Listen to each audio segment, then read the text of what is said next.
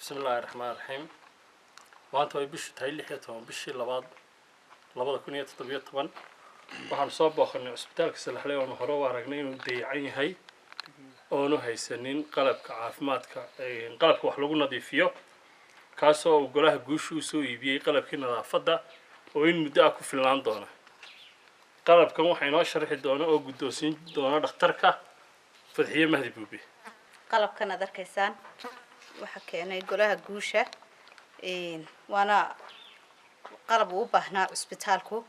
wuxuu ka kooban yahay jaafelkii taydi bahaladii iskoobayowgii masaxaadihii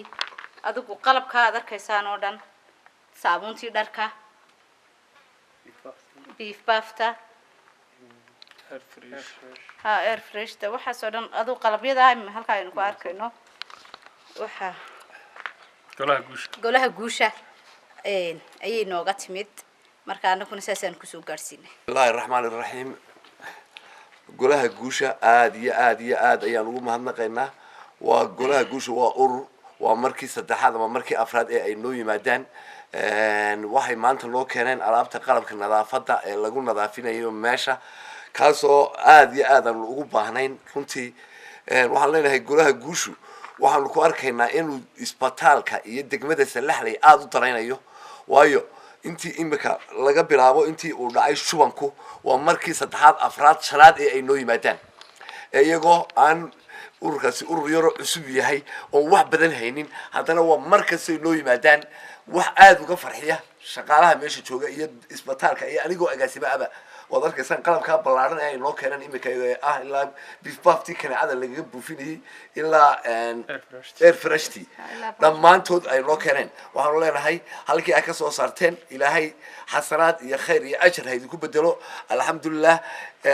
sidaa ugu gacanta ugu haysaana ha ka tagina waayo waa dadkiini waa ummadiini waa dadkiini oo u baahan wixii u baahayay oo heli karaysan inay noo keentaan aad iyo xagga ilaahay ajraad iyo xasan ugu helaysan anaguna aad waxaan ugu mahadnaqaynaa ururka guusha ya alxamdulillah rabbil alamin waxa intaaba la soo xidhiidhinayay Ismaaciil Tarwale markasta oo uu meesha yimaadana wixii aan u baahnay weydiinay Ismaaciil waxaan leeyahay insha Allah bidmillahi kariim Ismaaciil ilaahay ajar iyo xasanaad ha kugu bedelo gaadhigaaga baad soo hortay naftaada baad soo hortay maalkaaga baad soo hortay ummadii baad gaarsiisay oo aanan anigu waxba gaarsiinin waxaan leeyahay ilaahay baad ka heli doontaa xaqiisa ajar iyo xasanaad fara badan waxa kale oo aan doonayaa oo aan ka tagay oo aan doonayaa inaan gaarsiiyo fariin inay dadka u dhashay degmadani ay yihiin dad xilkasa oo isu soo xilkaama iyadoo loo yeedhin oo aan la hadlin hadba baahida ay ogaadaan soo daboola ururka haldoor bari hore biyo noogu shubay saambar waaqna imika laba booyado biyo noogu shubtay markastana iyadoo aanan anagu la hadal ayay iyagu markay ogaadaan agaasim ahaan ila soo hadlanayaan bal maxaa idinku baahi culus baahidaanu sheegano markiiba way daboolaan waxaan leeyahay dadka dibadda jooga iyo dadka uga faa'iideysanaya imika maanta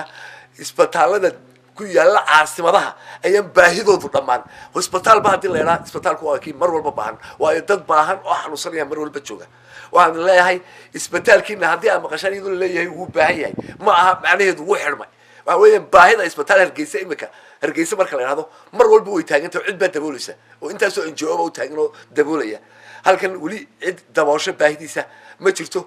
wasaaradda caafimaadka iyo cid kasta waxaan leeyahay yaan la ilaabin oo aan sanawaad lagu ilaabine isbitaalku waa isbitaaladu la mid yahay baahidiisuna waa mid mar walba joogta ah wixii loo helayo ha loo keeno oo ha lagu soo caawiyo dad iyo dawlad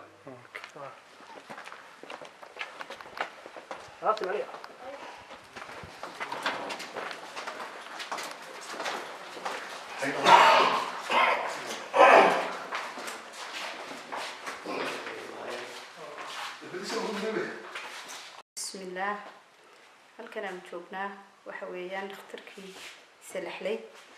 halkan waa beeshinkii marka laba hooyooyina jooga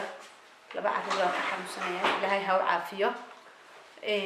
waxaan ku wareejin doonaa qadar lacaga labadooda qolaba ku wareejin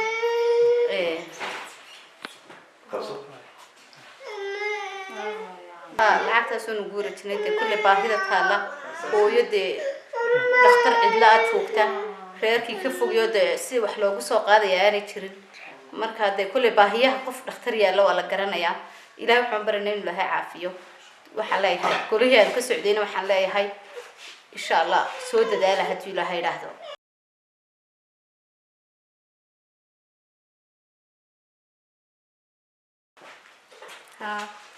waa hooyadii labaad waxaan ku wareejin doonaa iyadana intii in leeg baan ku wareejin doonaa waxaan leeyahay ilaahay ha kuu caafiyo golihii guushana waxaan leeyahay baahiyaha dhakhtarka yaalla waynu arkaynaa hooyo cidla reerkii ay ka keentay ilmuhu fog yahay abaaraysan wallaahi ilmihii haysta kulley waxaa laga yaabaa sida wax ku cuntaaba way adag tahay marka waxaan leenahay ilaahay ha u gargaaro idinkana waxaan idinka rajaynayaa kuwii insha allah aan ilaawin ilaahay idinka soo dhigay waynu u dadaali doonaa insha allah